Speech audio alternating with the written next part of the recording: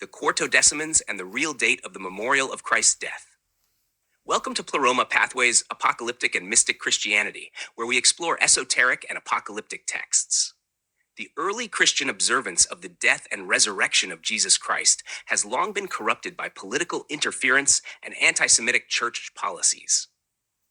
One of the earliest and most faithful traditions was that of the Quartodecimans, from the Latin quartodecima, meaning 14th, who celebrated the memorial of Christ's death on the 14th day of Nisan, according to the Hebrew calendar.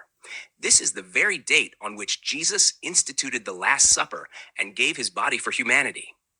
This ancient observance is rooted in the biblical mandate.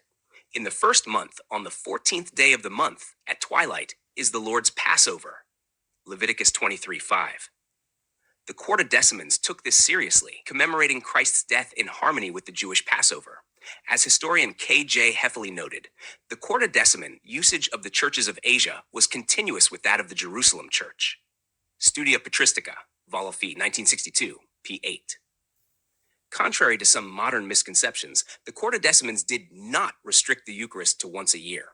As Acts 2:42, 44-46 reveals, the early Christians devoted themselves to the apostles' teaching and fellowship, to the breaking of bread and the prayers, and this occurred daily.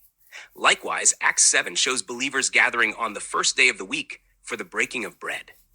Weekly celebrations of fellowship and the Eucharist were the norm, but the annual memorial of Jesus' death was solemnly observed on Nisan 14.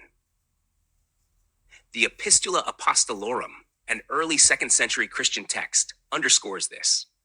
In chapter 15, Jesus instructs the apostles to remember his death each year on Passover night, keeping a vigil with the Eucharist and agape fellowship meal.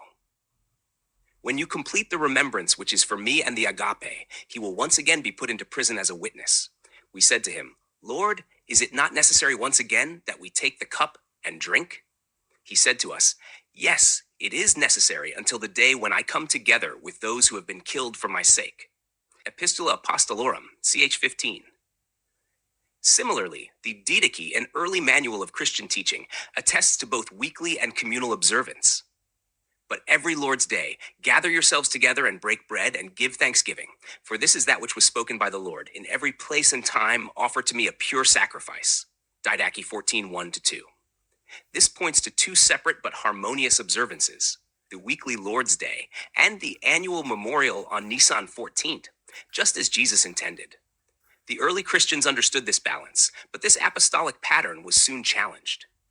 Daniel 7, verse 25, warned of a power that would change times and laws, and history records that Rome fulfilled this. In the mid-2nd century, churches in Rome began celebrating the resurrection of Jesus on the Sunday following the first full moon after the spring equinox, regardless of the date of Nisan 14. This led to disputes, notably between Polycarp of Smyrna, a disciple of John, and Anicetus, bishop of Rome. According to Eusebius, neither could Anicetus persuade Polycarp not to observe what he had always observed with John, nor yet did Polycarp persuade Anicetus to observe it. Ecclesiastical History, Book 5, ca. 24. Later, Polycrates of Ephesus, standing against Rome's pressure, declared, we keep the day without tampering with it, neither adding nor subtracting. These all observe the 14th day for the Pascha according to the Gospel. Eusebius, Book 5, Shop 24. He ended defiantly, quoting Acts 5:29, we must obey God rather than men. Despite attempts at unity, Pope Victor Thurs excommunicated the Quartodecimans. Irenaeus of Lyons, though celebrating the Roman custom, pleaded for peace. By the 4th century, Roman emperors enforced Sunday observance through imperial decree, culminating in the Council of Nicaea, 25 CE, where Constantine, a pagan emperor, sought to unify the empire's fractured Christianity. It was declared to be particularly unworthy to follow the custom of the Jews whose minds were blinded. History of the Christian Councils, K.J. Hefele, Vol. 1, p. 322. This anti-Semitic reasoning betrayed the Jewish roots of Christianity and Christ himself, who was a Jew. Observing the memorial on Nisan 14, as Jesus did, became stigmatized as Judaizing. Still, the faithful held out.